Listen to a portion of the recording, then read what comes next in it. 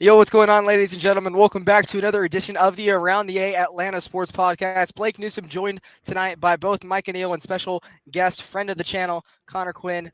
Breaking down the first week of Braves baseball. Yes, they are back, and the boys of summer are in the regular season, back in the swing of things, just like that. Unfortunately, did not have the greatest opportunity to do a end of spring training show, but we're going to cover everything that we missed tonight in the first handful of games as we prepare for the home opener. That's 24 hours from now, pretty much on the night of recording. Also, Micah and I had a Hawk show planned about a week ago. Things didn't really go the greatest, but that should be coming probably next Monday, right, Micah? Right? Well, that's the plan, obviously. Hope. But yeah, hopefully the plans go back into gear, and there's new shows for you guys every Tuesday. But don't want to waste a lot of time. I'm gonna go to my guest co-host, I guess. What I think that's y'all's term, right?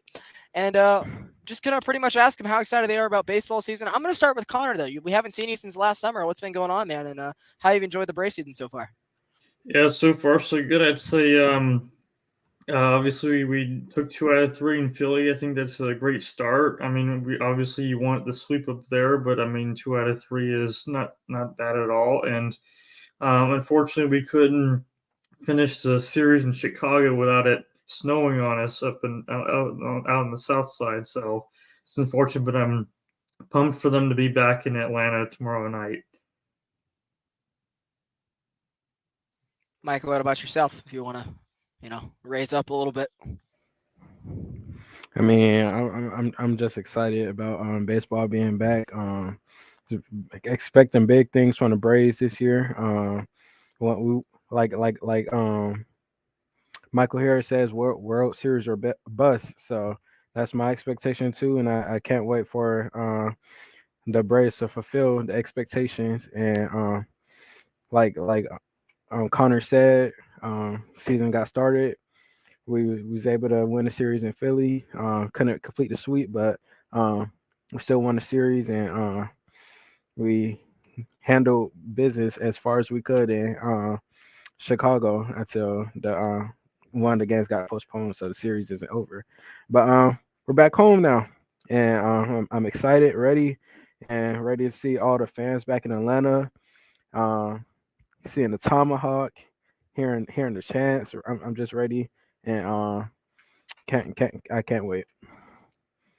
What you said about the tomahawk chop there is extremely racist, Micah. No, it's not. Not on this podcast. It's not. Anyways, let's recap the end of spring training, shall we? Obviously, a couple roster moves were made at the end of camp, like every year, and the Braves were very active at the end of spring training.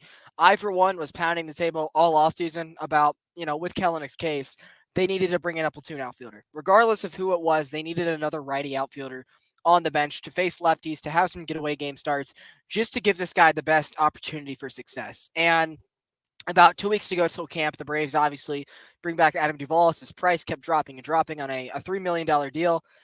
I, for one, was more in the case for Michael A. Taylor. Obviously, everyone knows the reasons behind it. Um, he's had a great start to his season. So he's fitting right in his platoon role in Pittsburgh. Obviously, the Braves opted to go with someone with a little bit more familiarity in the clubhouse, maybe a little bit of a better leader at this point in time with his age instead of Michael A. Taylor. But both players signed within 24 hours of one another for $1 million difference. I really think there was probably conversations either way, and the Braves opted to go with the familiarity for $1 million less. And Adam Duvall had a really big opening day. We'll talk about that in just a minute. But obviously, he was one of the last roster additions at the end of spring training. And our old friend, we knew it was inevitable. It came a lot earlier than we expected. Jesse Chavez was brought back, 36 hours or so before they headed up to Philadelphia for opening day, Connor. It was a pretty last minute addition as he pretty much got dropped by the White Sox because for whatever reason he can't pitch anywhere other than with the Cubs or the Braves. It's about the only places he's serviceable. So we'll always take Jesse Chavez's services back in Atlanta, especially because the Braves were kind of out of an inning eater. And at the beginning of the season, you usually want somebody that can fill 2-3 innings for you in the bullpen. That's what Michael Tonkin was for us last year. That's what Jackson Stevens was for us in 2022, especially at the beginning of the seasons. And always good to get someone like that who is very, like Duvall, very loved in Braves country for whatever reason, can't quit us. And he was brought back. I guess the unfortunate scenario in that is you had some guys that did really well to make the team. Guys like Charlie Culberson were had the whole audition to be a pitcher. Didn't obviously go the things the way the Braves planned. I bet you there's a minor league deal signed here sooner than later.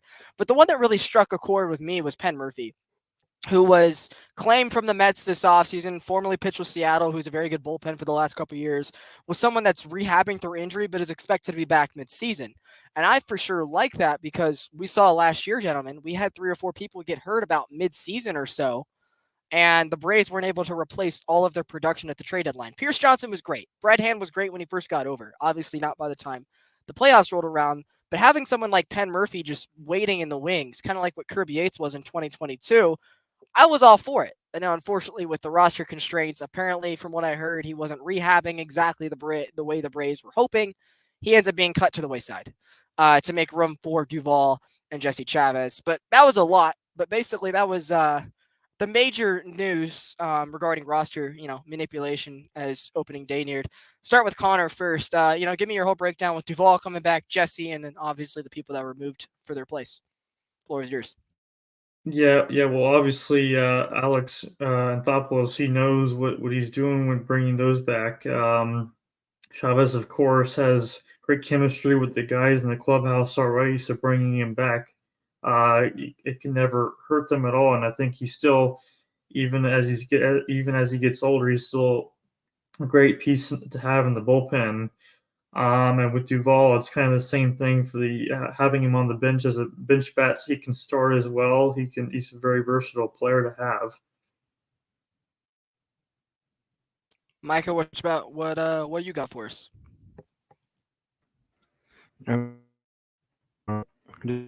What Connor said, brought familiar faces, 2 fan favorites. Seeing Adam, they have history here and they've been good in their time here. So Alex was able to bring back the familiar faces that's going to be able to produce here, and we know what we're going to get out of them. And like we in the first game of this we needed Duvall to come in, and he was able to come in and do something big for us. Something we'll talk about later in the show. But having depth with guys that have been here but know the coach, know what the team expects, and how we're gonna play. Is and it's something great to have. I'm trying to think if there was any other notable news at the end of camp. I mean, obviously, I want to give a shout out to Forrest Wall. He's someone who hasn't played in a game yet, but someone who was, I wouldn't say necessarily a long shot to make the opening day roster, but it definitely wasn't a guarantee. Had a hell of a spring training himself, outperformed Kellenic in a lot of categories. People were thinking that he, for all the world, might be the opening day left fielder against righties, and he did his job to make the opening day roster. Someone who, former first round pick, has been in the organization for a long time, finally got the call last year. He was drafted the same year as Colby Allard, and he's been here and back a numerous, amount of times, like the guys on screen that we just mentioned. And so, big shout out to Forrest Wall for making the team. Obviously, someone who is very loved in Mets country, Luis Guillorme, makes the opening day roster with the options that the Braves had with Leary Garcia and David Fletcher now, starting the season in AAA.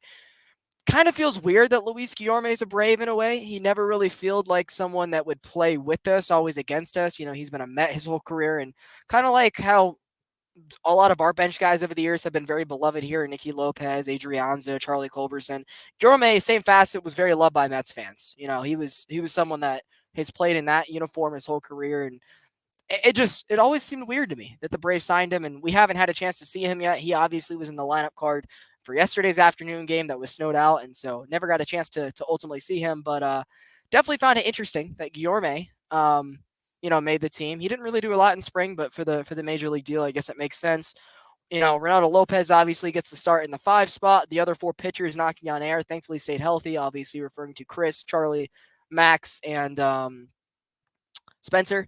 And Spencer obviously starting tomorrow night for the second time. Bullpen, was there any names that you think made the bullpen that shouldn't have been in there, or any surprise additions that snuck in there at the end of spring, Connor?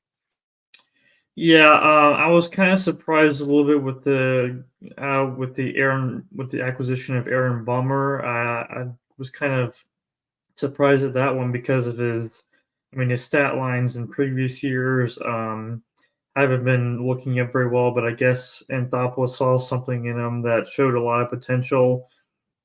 And so far this year, he's been a little shaky, but we can hope that he turns things around as the season progresses. Micah, what about you?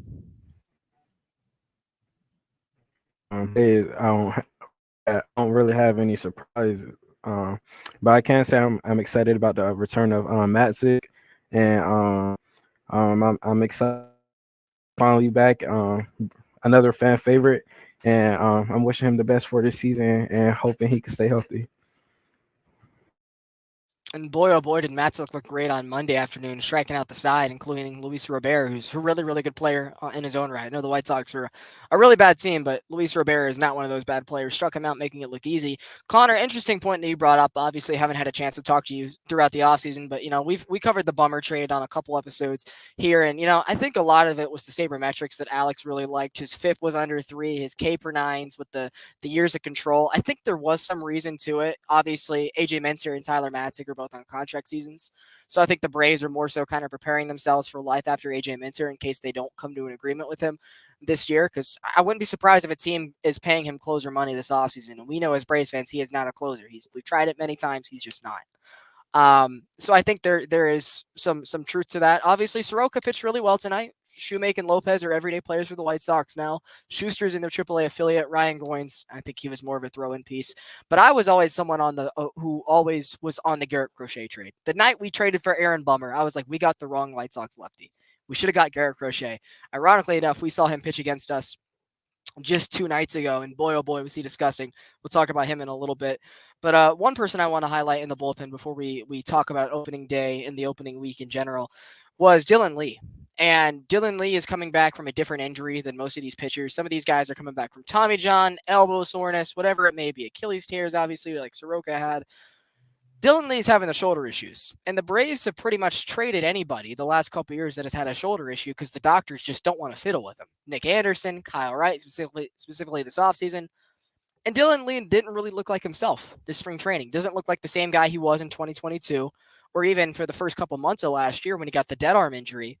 And so I was definitely surprised to see him make the roster, especially with the rumblings that Matzik might start the year on a rehab assignment. I thought it would make way for someone like Jackson Stevens on the roster or someone like Ken Giles or Daysbel Hernandez, who had really good ends to spring training, which I'm sure we'll see all of them as the season goes along, obviously. But I was definitely really surprised to see all 4 lefties, that is Aaron, AJ, Dylan, and Tyler, all make the opening day roster, which basically kicked Jackson Stevens to the curb back in Gwinnett. Now he is with the Jesse Chavez injury. But yeah, as you brought up, Connor, Aaron Bummer has had 2 outings so far and has given up runs in each of them.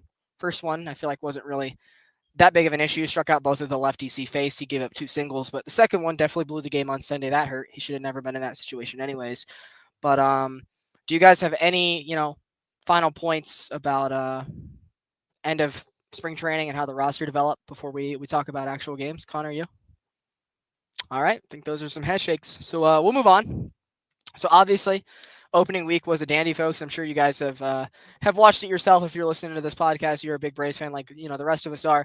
The Braves are obviously 3-2 at this moment. Over 162, things will work out. They had a chance to have Spencer Strider on the mound yesterday versus a White Sox bullpen game. They would have won that game in their sleep. I don't care how cold they were. They would have won that game in their sleep. They easily could be 4-2 right now. They would be 4-2 if that game was played. Ironic that the Cubs game was played later that night because the snow cleared up, but the Braves obviously wanted to get out of there. Do want to mention, though, the Braves have a run differential of 21, 5 games into the season. That is incredible. Everybody else in the division has a negative run differential. Philly with 14, the Nats with 11, the Mets with 13, and the Marlins, who lost again today, are still sitting winless on the season at 0-8 with a run differential of negative 30. This offense rakes, and we've learned that. Now they have to do it when it matters, but this offense rakes. How excited were you guys to see this lineup on opening day and see him put up the 9 runs they did? Connor, I'll start with you. Yeah, I was very excited to see it because the way they started off the game, they couldn't quite get to Wheeler, and they eventually were able to crack through. Especially that I believe it was the seventh or eighth inning where they scored. They put up seven on the board just in that inning. So eight, yeah, I'm sorry, eight. Um, but yeah, especially with the way that they started to kind of unable to really get to him, it seemed like. They maybe were going to get shut out, but eventually they were able to figure him out, and they made him pay for it.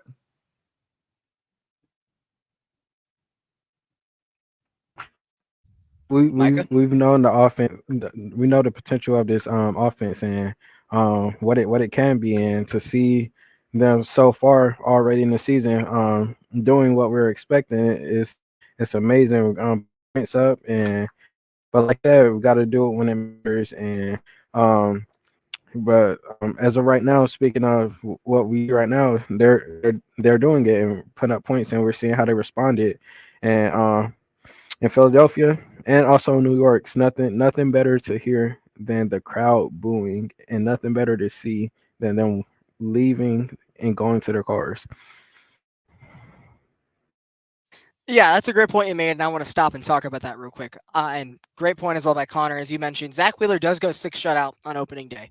The Dallas, Georgia native did get his own contract extension this offseason, so it looks like him and Aaron Nola will both be retiring as Philadelphia Phillies, which is unfortunate. Means that A, we'll never get either of them, but B, they're going to be pitching against us for a while. Both very good pitchers they are. And yeah, he goes 6 scoreless in opening day, and I'm no hate to him. He is a really, really good pitcher, Zach Wheeler.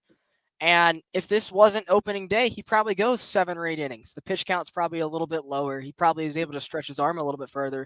As Connor mentioned, the Braves really kind of lucked out with him having to come out after 6 innings, and the Phillies bullpen just was not ready for the task that afternoon. Specifically, Jose Alvarado, who historically has had really good success versus the Braves, did not have his afternoon. Adam Duvall came off the bench in the top of the 7th inning to tie the game with a 2-run double. In for Kelenic, who was 2 for 3 in the game, had been on base 3 of his 4 at bats, comes in and ties the game. And shout out to Strider as well. Do not let any Phillies fans, talking to you two in general, but anybody that watches this video, do not let any Philly fans tell you that was a bad start, that they were getting to Strider again. Bro went 5 innings of 2-run ball with 8 strikeouts on opening day. That is amazing. He is now 8-0 in his career with an ERA under 2 against the Philadelphia Phillies. That was a great start. It was better than his start in the postseason there. So for them saying, "Oh, we got to Spencer Strider again," Brandon Marsh hit one ball that carried in the wind at 97 miles an hour. Okay, you got him there. But did Zach Wheeler technically outduel him? Sure. But unlike Phillies fans, we don't take anything away from Zach Wheeler. Zach Wheeler is an astounding pitcher. But just like Game 2 in the postseason, your bullpen could not hold his lead and allowed the Braves to come back and win the game with the 7-run 8th inning, as Connor mentioned. Shout out Matt Olson. It was his 30th birthday. He had 3 doubles on the day, including 2 in the 8th inning, leading off the inning as the go-ahead run. And then, they bring in, I want to say it was Connor Brogdon, right, guys? And he came in, had a wild pitch, which allowed Travis d'Arnaud to score. And he walked in Austin Riley, which brought up Matt Olson. And as Micah mentioned, the Philly fans were booing the Braves all day, booing Arcia, booing Ronald, yelling at Strider, the whole shebang, right? It was a whole playoff atmosphere. It was fun. It was a fun atmosphere to play in. That's what you want. And it quickly turned into them booing their own players. And I made a tweet about it on opening day. I said, go ahead and get a head start to the parking lot. The Boo Birds are back. Trash is on the field because the Braves put up a 7 spot. Matt Olson cleared the bases, and like Vince Carter called game. And the Braves went on to win 9-2 on opening day. How freaking satisfying was that to see the Boos go right back to their own team and see the Braves absolutely shut them up and finally be able to score runs in Citizens Bank Ballpark? Connor. Yeah, it was good to kind of see it. They were so hyped up early in the game, especially after Marsh hit a home run. They thought they had Strider and the Braves that day, but they played 9 innings for a reason, and the Braves were able to capitalize in the 8th inning. So with Olson's base clearing double, really broke it wide open, and that was basically it for the rest of that game.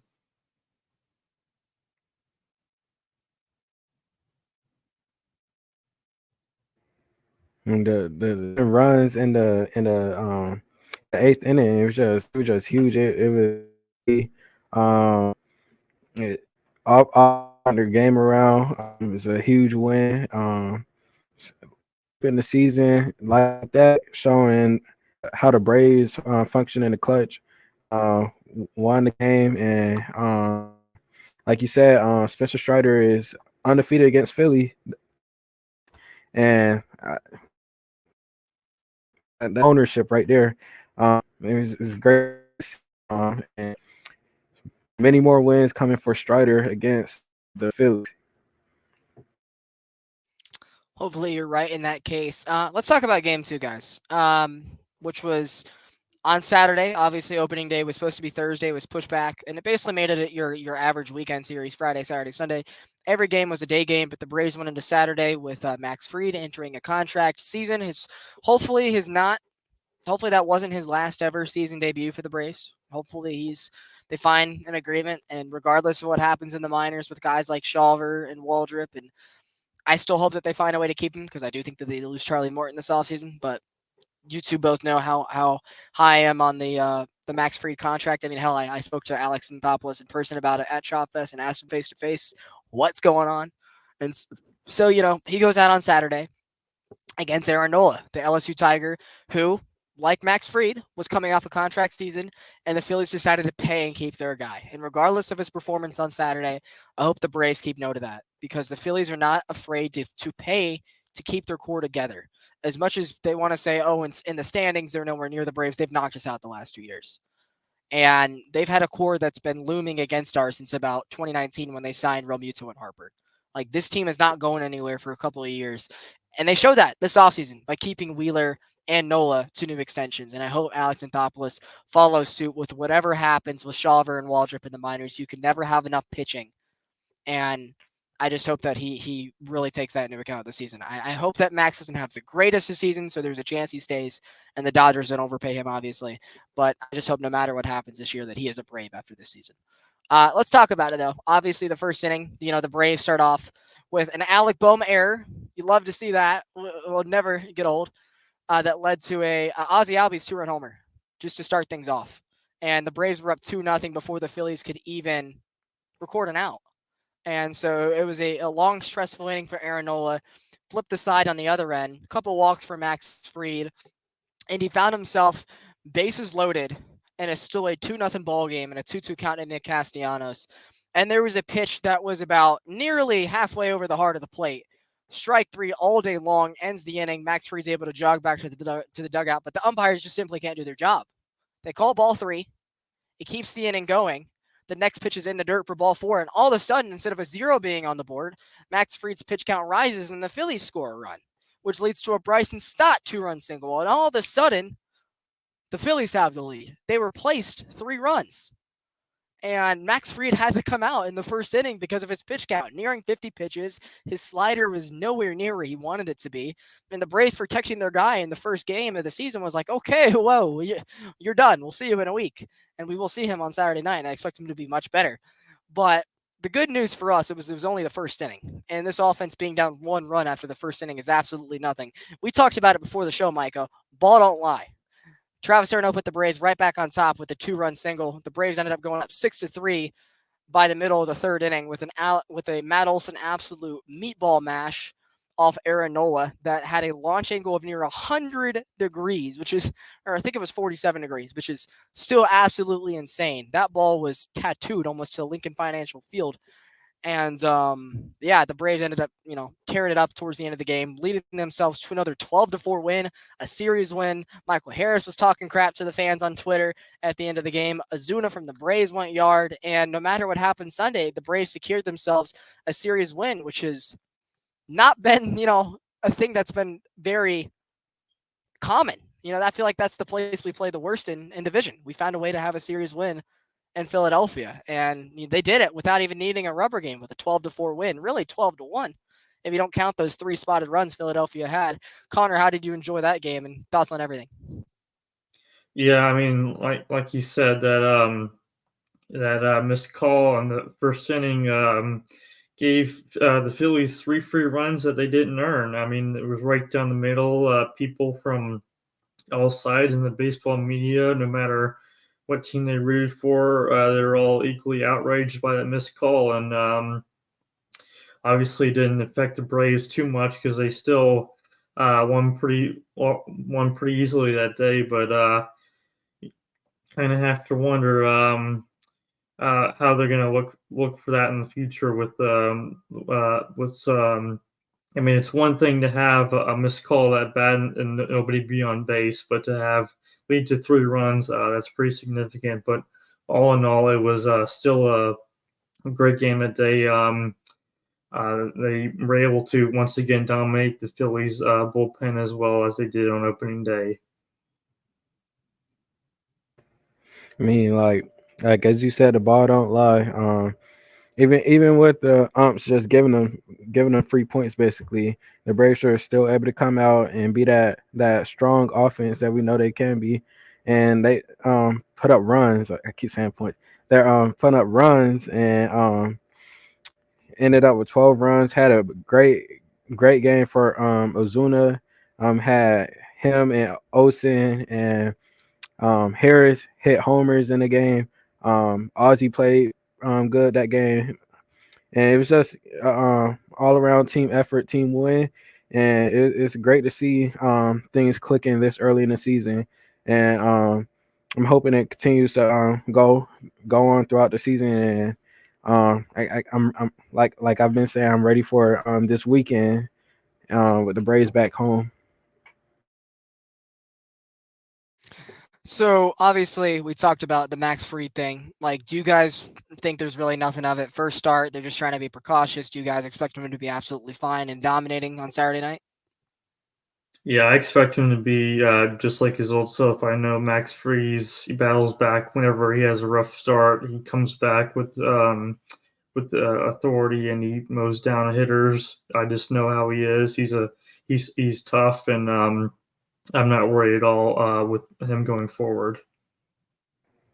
And I mean, like in any sport, you're gonna coming back for first. We have spring training, all that, but for your first game that counts, live action. In any sport, it's gonna you're gonna have times like that, moments like that where you gotta knock off the rust. But we know what Max Fried is, and we know he's gonna come back and be the Max Fried we know he is. I completely agree, and let's not forget the Michael Harris home run late in the game that sailed out of there. The ball went flying like the money on his headband, and I don't know if you guys had a chance to see, but he was absolutely thrashing Phillies Twitter, and I love Michael Harris for the fact, Micah, that he's just like us. You know, he's just like the three of us. He's a couple years older than us. Obviously, a much better athlete. He's on the Braves. We're still watching him. But a dude he's the same at heart. He's a big Hawks fan, a big Braves fan, obviously a big Falcons fan as well. And so I genuinely feel like if we had the chance to be friends with Michael Harris, we'd all kick it. Like, he is just a down to earth ATLian like the rest of us. And he's active on social media because, again, he's a young guy just like us. And he sees the stupid stuff that Philly Twitter has been saying about him, and he's got no postseason hits in his career, and he made sure to let him know on Saturday. He was like, Braves country doesn't switch up like you guys. They don't go from booing to cheering and back and forth. And the bank was absolutely empty by the first 2 games being final. It went from an absolute sellout crowd to being a mere parking lot because everybody was in the parking lot. And he absolutely did not let up on Philly Twitter. He went back and forth with them throughout the last 2 games. I don't know if you guys had a chance to see some of the tweets. I'm kind of recapping them as we go, but what was your reaction to him? And I love seeing it because Michael, Ronald got involved. He was quote tweeting. He was liking. He let these boys know that we're not playing no more. It's not going to be nice around here with the Braves and Phillies. They want that rivalry. They got that rivalry. And so it was fun to see just Michael not giving an absolute F-U-C-K and just going right after him on Twitter. Connor, do you have a chance to see him, and how funny were they? I did see a little bit of it.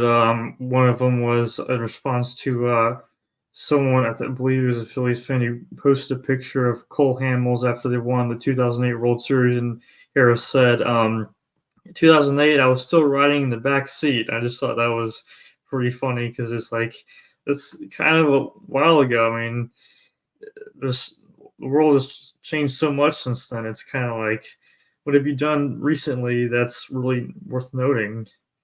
George Bush administration, Connor. That's right. Yep. I mean, like you said, he's our age and he's active on social media, and it's fun to see a player like that, a player that can back up his talk and win games, and he's a part of us when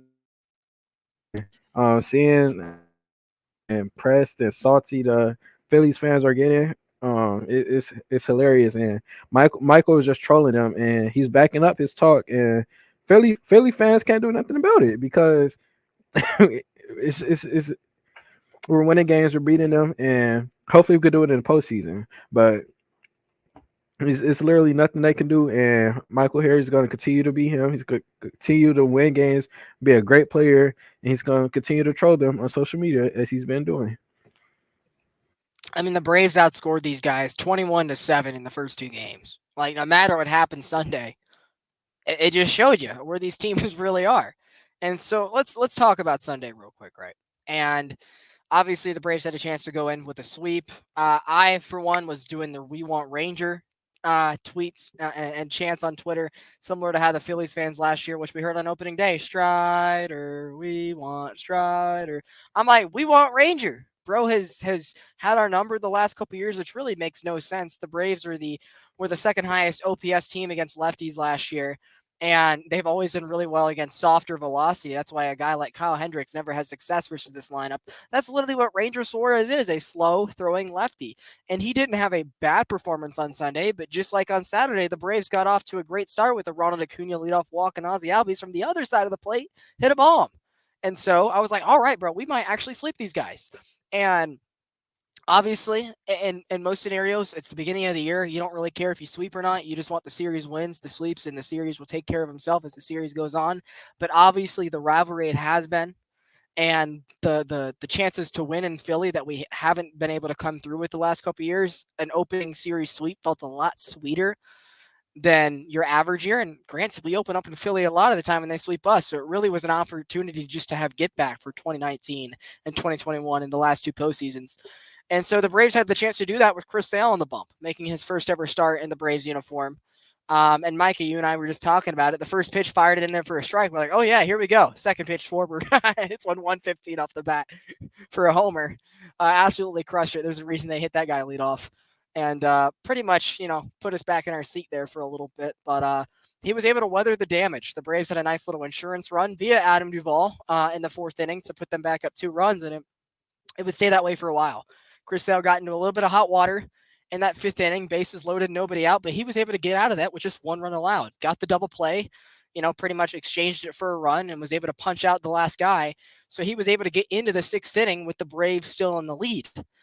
Now, the unfortunate part is the Braves were not able to add insurance against the Phillies bullpen. They were a lot better prepared for that 3rd game of the series than the first 2, as Connor talked about earlier. The bullpen that was ranked number 1 by MLB.com, by the way. And Aaron Bummer came in. Couldn't get his lefties out. Flipped the top of the order with the Braves still in front. Gets Turner 0-2 and couldn't get him out. And unfortunately for Trey Turner, rips one into right center field for a base hit. The Phillies tie the game. Snit still had a chance to go to a righty in the bullpen to get them out of the inning tied. Unfortunately, did not. He let Bohm come up and he bloops one in front of Adam Duvall. Adam Duvall obviously has had the wrist injuries the last couple of years in the outfield. Couldn't get to that ball either. Maybe Kelenic or Rosario does in this situation. Obviously, he doesn't. Phillies take the lead, would not surrender it. Unfortunately for the Braves, they do get a run back in the 8th inning, but it was too late off Dominguez. Alvarado redeemed himself for Friday afternoon with a 1-2-3 save, even though there was a couple hard hit balls that were hit right at Philly outfielders that inning. So the Phillies were able to salvage one. They were able to get out of there alive. No Bryce Harper in that game either, which we'll maybe allude to. Had that funny play at first base on the 2nd game of the series. You can tell the dude's still learning how to play the infield. And so I think there was a reason he sat out Sunday. A little bit of back pain. He went hitless in the series, so that's fun. But obviously he's had some really rough career numbers against Chris Sale. So I really think there is a reason that Bryce Harper did sit out Sunday afternoon. The Phillies were able to come off the deck off Aaron Bummer at the end. As Connor said in the Instagram group chat, thank Aaron Bummer for your first win. and the Phillies did. So they get out of that one alive. But unfortunately for the Braves, could not quite secure the sweep. Was a little bit more upset than your average regular season loss, just because sweeping those guys would have really shut them up. Finally, they would have literally had nothing to say, as you talked about, Micah. But unfortunately for us, they kind of were able to rein themselves back in by winning a game at the end, coming back from behind. So yeah, I mean, Connor, great. What was your reaction to that third game, the Aaron Bummer incident? How'd you like how Chris Sale looked? Bryce Harper going hitless in the series. More Michael Harris smack talk after the series won. How was the third game of the season on Easter Sunday for you? Yeah, well, actually, I didn't get a chance to see any of the game because I was with some extended family for Easter. But from what I could tell, Chris Sale pitched really well.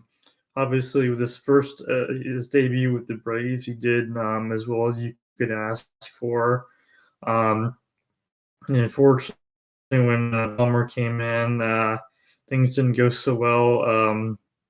He kind of showed some of that, and when coming in the ninth inning in the first game of the series, gave that one run ninth. Obviously, at that point, it wasn't serious, but the Pins could get it done at the end of the day, and they really should have at that point in time. I'm still hopeful for Aaron Bummer, but he's got to work on some things there moving forward. Yeah, just talking about Chris Sale. Me and Blake was talking about it before the show, like he said, and I seen the first pitch, and I was like, oh my gosh, I've never seen a pitcher pitch like this. It's like amazing. Like I told Blake, I was like speechless. How great. Like I was. I can't. I'm going to. I don't know where I left off, but like I said, it was great seeing how he pitched. It just looks amazing, and I'm not going to talk about what happened on the second pitch, but for the game, he was pretty good. It was nice to see what he did in his first game, his debut. Like Connor says, nothing more you can ask for a player in their debut. He did I have no complaints for him. But going down to the seventh inning, where things got a little, yeah. Joe Jimenez had a run, and then Aaron Bummer comes in, and there's two more runs, and the Phillies go on to, like Blake said, take the lead, and they don't surrender it for the rest of the game, and the Braves go on to lose the game. But I was happy to see what I was happy to see what Chris Sale was able to do, and I'm excited to see what he does for the Braves, and I hope he's able to stay healthy here in Atlanta. Yeah, where are your guys' health concerns at for Chris Sale? Obviously, Charlie Morton's also 40. Max has been hurt the last year or two, right at the end of the season. The most unfortunate timing for me with Chris Sale. I'm like, if they want to keep him in the fifth inning and have him be done after 5 until the month of September, like I'm fine with that. If you can give me what he did on Saturday or on Sunday, where he goes 5, gets an out in the 6th inning, and is done, that's fine with me. Like just keep that guy in bubble wrap. So I kind of want to know what your guys' thought process on being his unlucky injury history with Boston, part of the reason they decided to move on. How concerned are you guys with his, health as we move forward? Are you guys in the same boat I am, Connor? Yeah, I mean, overall, I'm not too worried. I think as long as he's aware of his past injuries, that he can do his best to prevent them coming back again, and hopefully he still remains healthy all season long, and we can get most out of him as we can. With me, it does scare me, given the history of it, and I'm not too familiar of how it works in baseball, but looking at it in different sports, when players continue to get injured and it's just a pattern, um, it's not very good going from there. But hopefully like I said, hopefully he's able to stay healthy, and I'm hoping that he's able to do big things for us and continue to win us games. And like Connor said, he knows what led to his previous injury, so hopefully he's able to avoid doing those same things and stay on the mound for the Braves. Any rebuttals to similar contrast with Morton or Fried? Or are you guys pretty good with them as of right now too? I'm about to have the same opinion on them as well.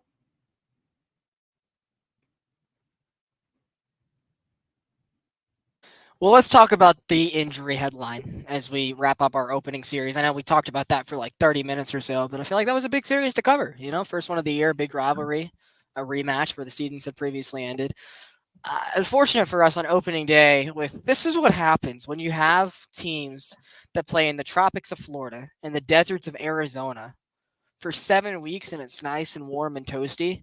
And then in 48 to 72 hours, they got to reset their body clocks and they're playing in the absolute tundras up in the Northeast, like Philadelphia. You have injuries on stuff that shouldn't be happening. And we lost Sean Murphy on opening day to, what Connor, what was the exact injury? It was something with his size, Yeah, right? it was in his oblique. He Oblique, on yeah. the swing he straightened his left oblique.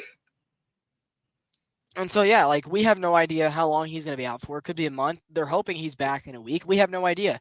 But like that's a situation we should never be in. Every year, I feel like we have someone get hurt in the cold. Bryce Harper, on their end too. Now his play was a little bit more acrobatic than what happened with Sean Murphy. But I just feel like so many guys get hurt at the beginning of the year for legitimately no reason because of how cold it is and how tense their muscles get.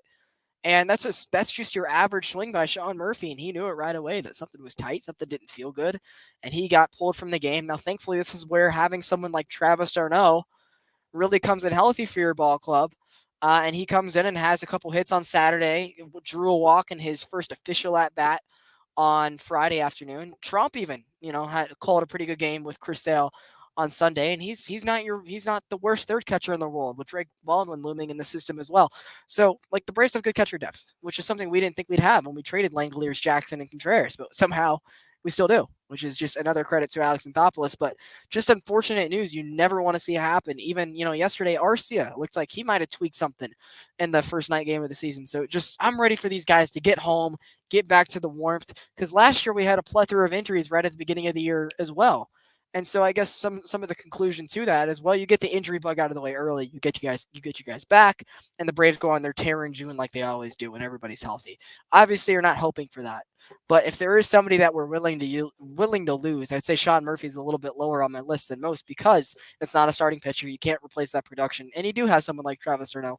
Obviously, still hoping that he is back because he was crushing it at the end of spring training. Obviously, we know what happened with him last year. The tale of two halves, was the all-star catcher and was pretty much worthless in the second half. Looked like Martin Maldonado back there.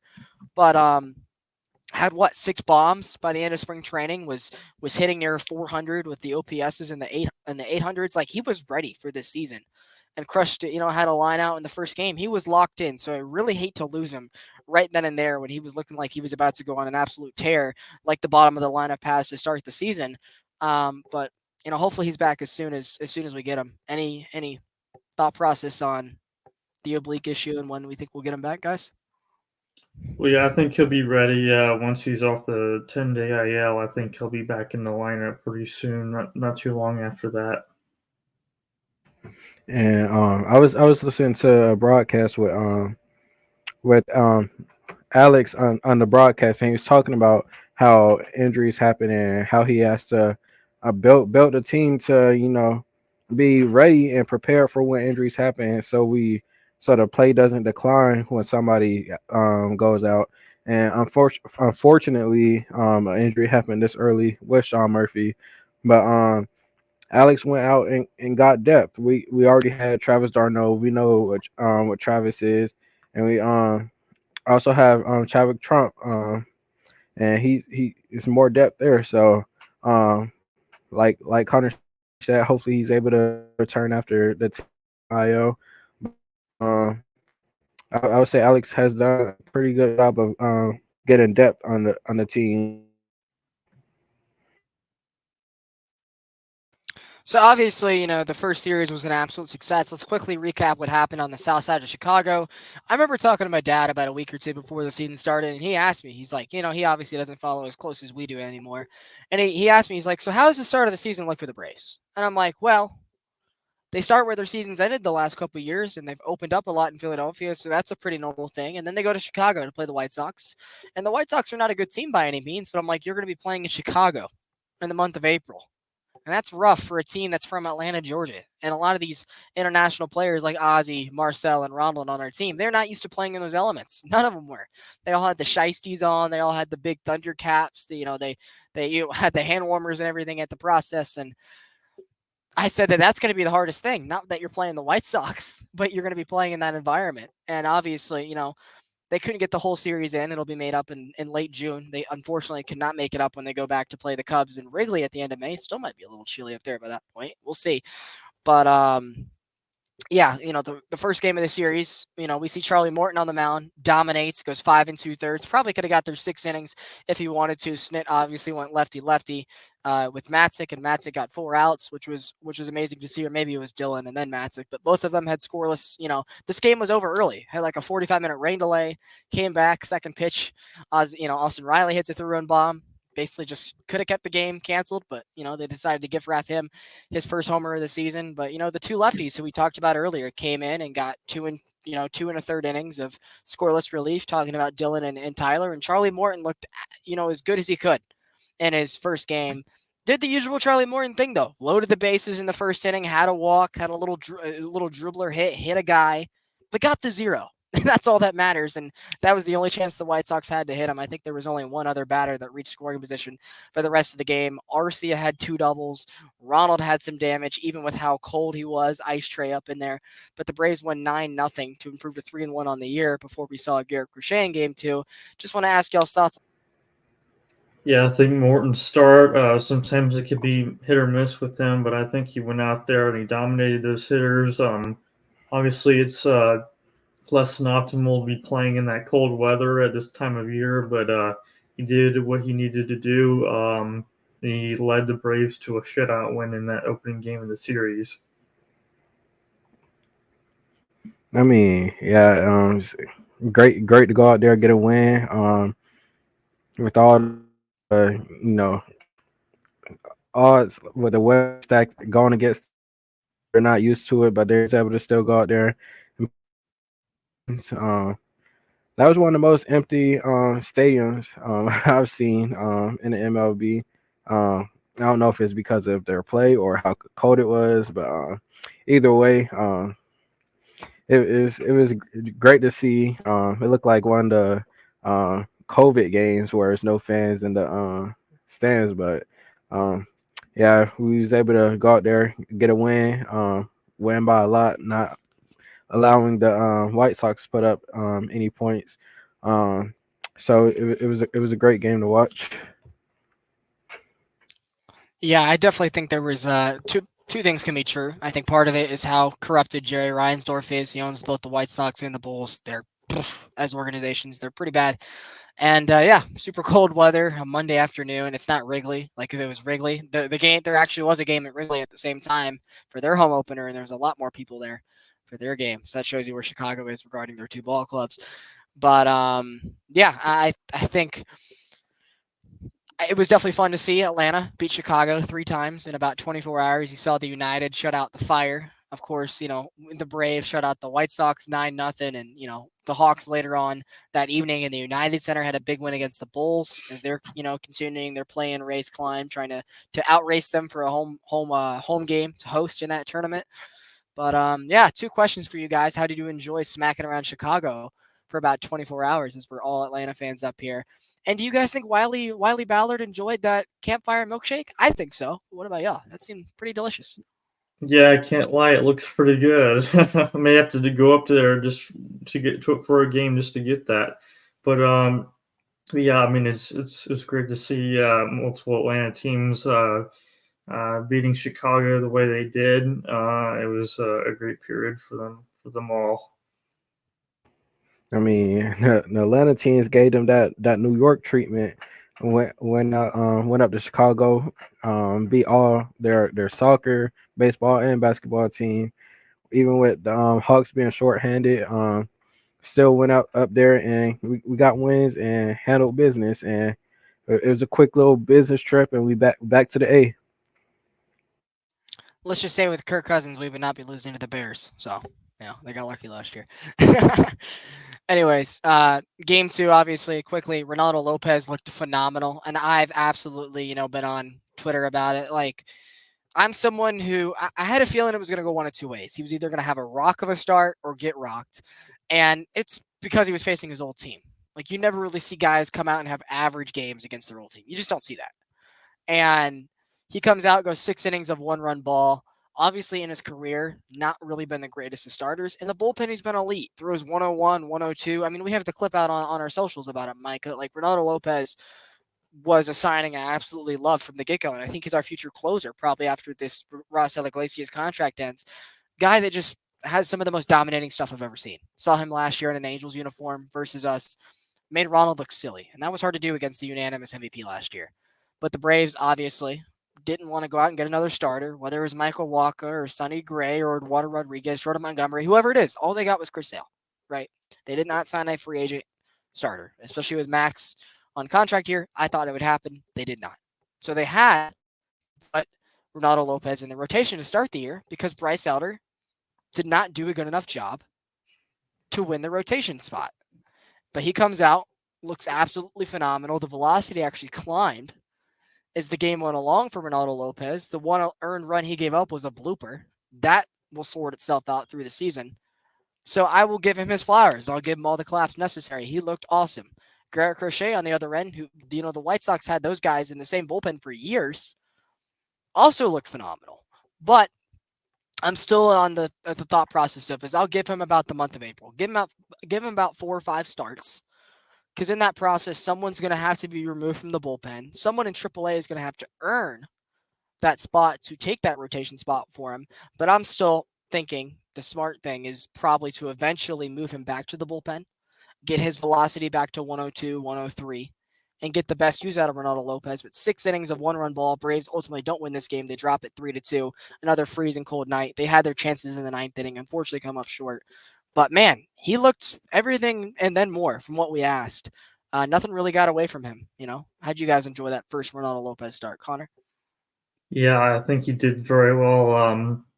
Obviously, we weren't entirely sure how he would react going back up there, but he didn't disappoint at all. Unfortunately, the offense was kind of slim that night, and they couldn't pull it out that night. But I think we have a lot to look forward to with him on the mound. And given his history as a starter, I wasn't too confident or I didn't know what we was gonna get out of him. But seeing him go in there and be able to get 5 strikeouts and keep them scoreless while he was in there, it was pretty nice to see. And I'm hoping he's able to keep it up and lead the Braves to wins in the future. Let's talk about Garrett Crochet for a minute. We mentioned about him. I mentioned him earlier. Obviously, someone who was drafted really highly out of the University of Tennessee. One of only 20 players I think of all time to go straight from the draft to the majors, which he did in that short 2020 season for the White Sox, a playoff team that season for the White Sox. And someone that I think may be part of the reason the Braves had to settle for Aaron Bummer instead of Garrett Crochet, because they did deal 5 players and money to get Aaron Bummer. So I got to think for that same conversation, Garrett Crochet, with the injury he was coming off of, had to have been available for the same price.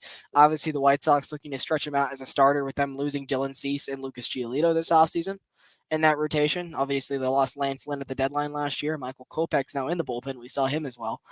I think the Georgia native. But he just looked absolutely amazing up there, dotting 97, 98 in the top corner of his zone. You don't see lefties do that a lot. And if they do, they're Josh Hader.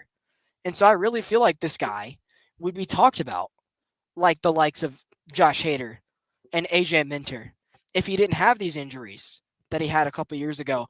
Now, obviously, as a starter, that's exactly what they wanted from him. He's been excellent in his first 2 starts for the White Sox.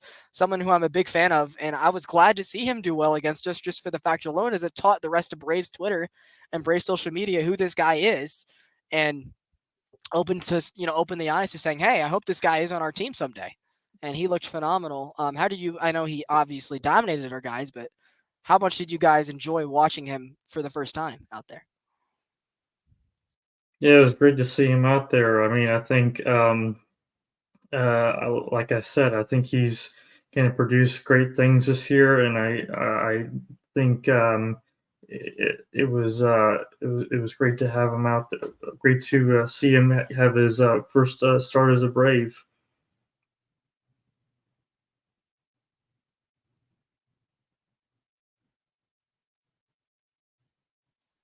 Micah? Crochet looked like a very good pitcher. Not fun to watch on a opposing team, but given that he had 8 strikeouts against us, and like I say, he looks like a very good pitcher, and it'd be great to have him in a Braves uniform on our side, on the good guy side, helping us win games. And if there's a way to get him to Atlanta, I seriously hope Alex finds a way and adding him to this pitching staff, and it's just gonna make this team so much more better and harder to get in the playoffs. And if we're able to do, I'm excited for what's to come for it.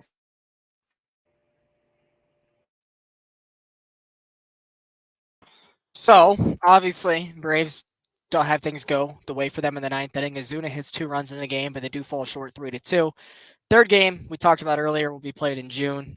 Braves would have won that game. That was Spencer Strider on the mound in a bullpen start for the White Sox. Soroka started for them tonight. Wouldn't have started. He was on 4-day rest, but Soroka went 6 innings, 2 earned tonight. So shout out to him in Kansas City. That's why the game couldn't be played tonight, obviously. But yeah, it was a really fun game to watch for a pitcher standpoint. I'm sure White Sox fans were sick thinking, dang, we used to have both of these guys in the bullpen, and now look at us. But yeah, pretty fun affair to watch. Do you guys have anything else you guys would like to add regarding the White Sox series and the first 5 games of the season before we move on to the home opener? No, I think we covered it all.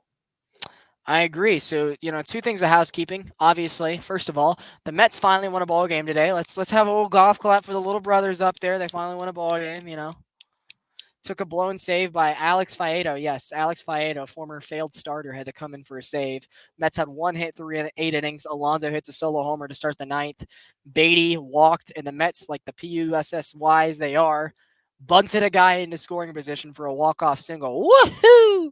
So the Mets do win a game, and they split their doubleheader with the Tigers this afternoon. They're 1-5. The Marlins, you can already write them out of the division if they were even in the race in general. They're 0-8. The Cardinals beat them today, and with Bell and Berger both hitting bombs, some of the only pop in their lineup. So the Marlins are 0-8. The Mets finally win a game. They're 1-5. At 4 hours ago, this fact still stood. To start the season, they had 0 wins, 5 losses, and 3 postponements. Unfortunately, the one has now put in the win column.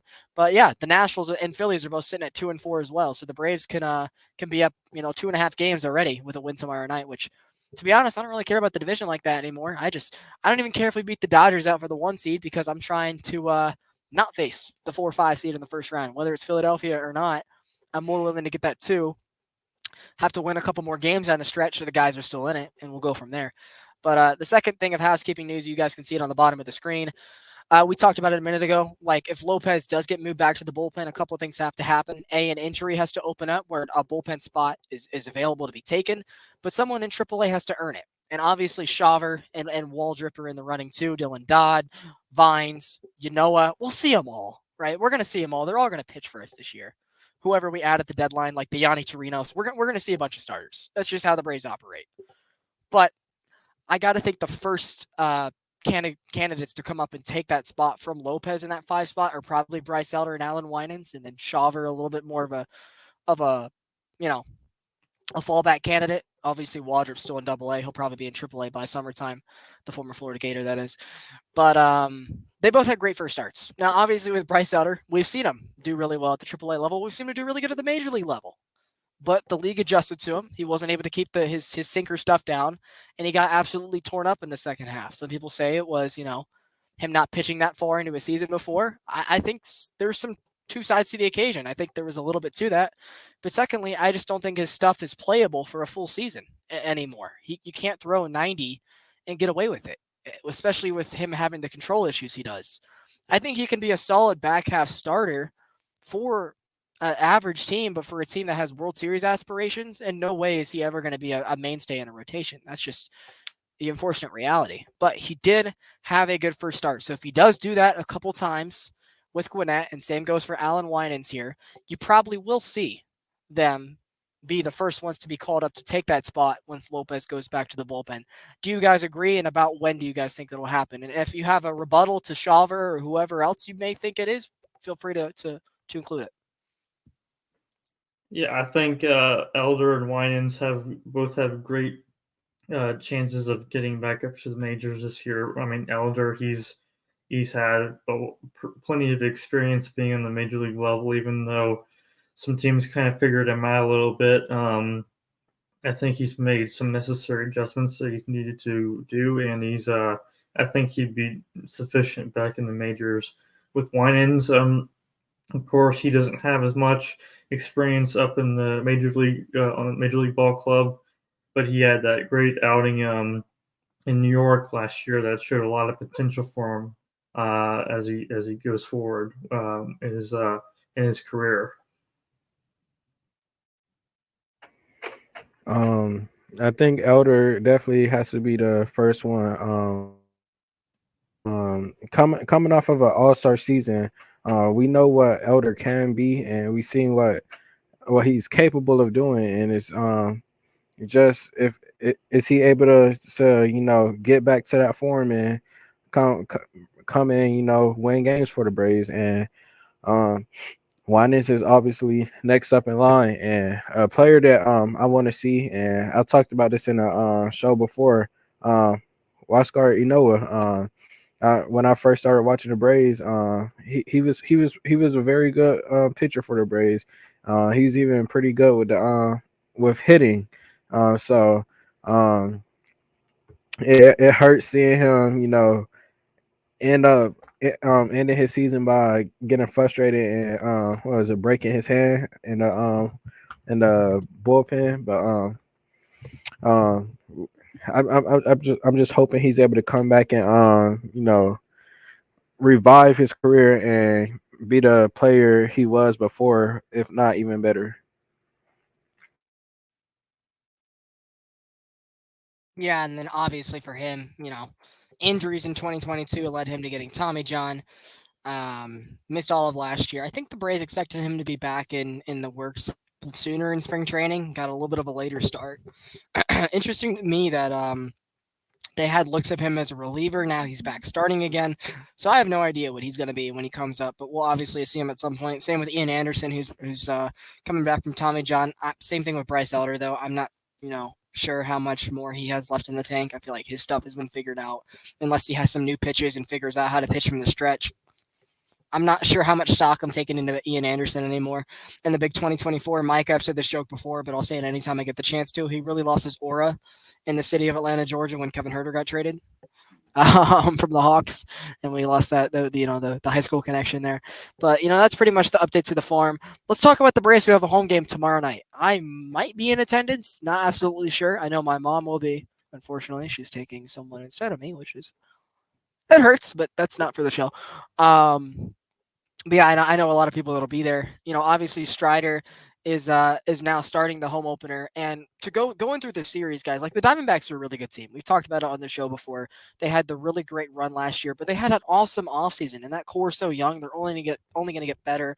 Added in Warder Rodriguez and Jordan Montgomery. They believe Brandon Pfaadt, what he did in the postseason, could do it again over a full season. They still got Gallen and Merrill Kelly. A very young team with Gabriel Moreno, Corbin Carroll, Alec Thomas, only in their seasons. They add Eugenio Suarez.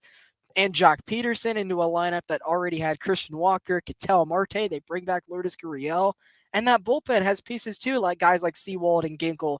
Like, that's a pretty good team over there in Arizona. They did lose the veteran leadership of Evan Longoria, but I think they'll be just fine. But I'm looking at the starting pitching matchup this weekend, guys, with Spencer Strider getting pushed back to Friday. There's no reason the Braves can't come out and win this series. Like, it's going to be a great one. I'm glad to get them out of the way, to be honest, because it gets this team running on the right foot when they got to play good teams at the beginning of the year, but it just gets them out of the way and makes the summer schedule a little bit easier for you. But I'm looking at the schedule, boys. I just named the great starting pitchers they have. We don't see any of them. Gallen just pitched last night, so we're not going to see him this weekend, nor do we see Merrill Kelly. Jordan Montgomery won't make his debut until next week, and Eduardo Rodriguez is already banged up with an injury. We will not see any other major guys. We are seeing Hunter Henry, I believe that's his name. I'm going to double check on that. Brandon Pfaadt, who is decent but is a rookie, and Ryan Nelson, who hasn't proved himself yet. While the Braves are throwing out their Strider, Fried, Sale. There's no reason that the Braves, even with the great offense Arizona has at home, can't take 2 or 3, right? I agree. I think it's a pretty evenly matched series, of course, with Diamondbacks winning the pennant last year. But obviously, we now see a familiar face in Jock Peterson on that ball club. I think the Braves should very well take 2 out of 3. I think with Strider on the mound tomorrow night, I think they'll jump out to a pretty good start to the series at home. Definitely, I'm expecting it to be a great home series opener, and like you said, it's two out of 3. We got to get it, and I'm going for 3 out of 3 with the pitchers we throwing out there, and against what they have. So like you said, it's young talent over there, and Jock Peterson over there. Opener, we got our top 3 pitchers out there, and I'm for sure saying we're gonna get 2 out of 3, but I'm shooting for 3 out of 3 because with the talent we have on offense and the pitching, the starter pitchers we're throwing out there is definitely doable. And why not get the home series opener started off the right way? I see what you're going for there. You're going for a hot take. You're trying to get yourself a clip out. Okay. All right. Now you got to get that clip out by tomorrow. So good luck with that. But I see what you're doing. Do want to correct myself, though. Hunter Henry is the NFL tight end. Tommy Henry is the 26-year-old lefty starting for the Diamondbacks tomorrow afternoon. He is 6'3", 205, and kind of got roughed up in his first start. I believe that there was the one game they lost to the Rockies. Only went 4 innings, striking out 4. As a career, has about 30 starts in his career and has an ERA near 5, a whip of 1.5. So the Braves crush lefties. We talked about that. Like, there's no reason they can't come out and handle business. They beat Blake Snell in the home opener last year. You're telling me they can't go out and beat Tommy Henry?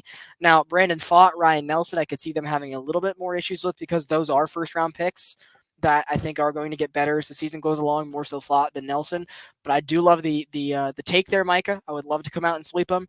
But as you guys mentioned, they got young talent. I forgot to mention they still got Jordan Lawler, the shortstop prospect, and Andrew Jones' son Drew in the system that are on the way and will be helping this team by the end of the year. So future is very bright out in Arizona. I feel like they've pretty much surpassed what the Padres were supposed to be a couple years ago because they gave out all the wrong contracts to everybody. They went bankrupt, ripped their owner, by the way. San Francisco obviously is a big market. They finally were able to find pieces that wanted to come live in San Francisco this offseason. Connor, you know exactly what I'm talking about. And the West is going to give the Dodgers a run for their money. Like, via record, the Dodgers might be the best team in that division, but there is some talent over there. And so maybe that's sucky that we no longer have Eddie Rosario, the NOS killer, on this team because he would be up for the series this weekend. So I'm official on the table with let's take the series 2 out of 3. Mike is going with the sweep. Connor, what's your official prediction for this Diamondbacks opening series? Yeah, I'd say it should be 2 out of 3. I think I'd say with Strider, I think he'll come out once again firing on all cylinders. I think I'd say they take the first and third game is my prediction. So what happens in that second game for them to lose? Is it Brandon Fott dominates? Is it Max Fried with another rough upstart? I'd like to think not because of what you said earlier. What goes wrong and what goes awry in the second game of the season? No, I The think second game. Max Fried has a good start. I just think I'd say he pitches maybe 6 innings, and then it's in a tight game already, and the bullpen doesn't do so well, and they give up the lead. Does the bullpen not do their job, or does Snit put them in the wrong situation to help make their job easier to fail? I'd say bullpen doesn't do their job. I'd say maybe they come in an interesting situation and they don't do what they're supposed to do, and they give up the lead. But good to know at least Snit pressed the right button, unlike on Sunday. But I think that's pretty good stuff. I mean, Arizona, a good team. They're 4-3. They took 3 out of 4 versus Colorado to start the year. Had a tough series against the Yankees. They probably should have won the rubber game. They ran out of bench players, had to hit with the pitcher at the end. It's 2024, not 2019.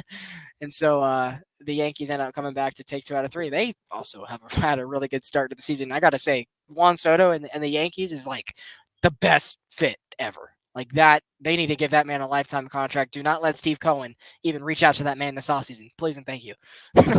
Good to see that he's finally in the American League. That's for sure. Out of our way. Shout out Juan Soto, though. Obviously, before we go, one last thing we got to hit on, guys. You know, this is not the only series in the homestand. I'd be ashamed because I don't know if we'll talk to the listeners before now and then. We got a 4-game series with the Mets, boys. After this, Monday through Thursday. Thursday's a day game. The Braves aren't bad in day games anymore, though. So that's what's up. 3-1 this year, over 500 last year. The day game voodoo is gone, right? And the Mets, not a very good baseball team right now. 1 win on the season, 1-5, hopefully 1-6 by tomorrow evening. We don't see them as often anymore. So you'd love to really take that series and put them, by the wayside, just so by the end of the season, we're in a situation where they're no longer going to be in our sight. We can really bury them and make it a 3-team race 2 weeks into the season. So what are your guys' expectations in that 4-game series? Strider and Fried will pitch in it again. The Mets offense is really slumping right now. They only have 1 weekend to really not be slumping anymore. Expectations, are we going to bury these guys and really push them, behind the 8 ball and take care of business? Yeah, I think the Braves they'll take advantage of their slow start, and I think that in some ways it helps the Braves knowing how they started kind of slow in the Braves. It's not as tight as a starting gate, so they know what they need to do. They know to keep their foot on the pedal and continue to dominate, and I believe they can do that against this current Mets lineup. I'm ready for that series too. Just like with the it's just always great to play against those two teams.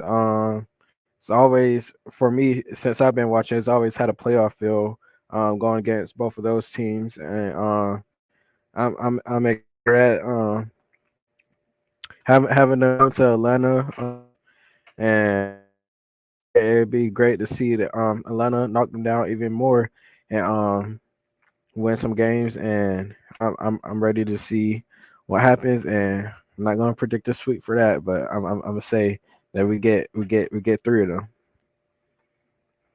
Okay, Mr. Neal, a 6-1 homestand. Well, I would love that. What about you, Connor? Yeah, I'd say it's a 6-1 homestand as well. I think we could sweep the Mets for sure. With the pitching line over the next week or so, I believe the Braves can come out with a strong opening homestand of the year. It'll be great. I'll be there on Monday night for the opener of the Mets series, and I believe they can get the ball rolling just as well.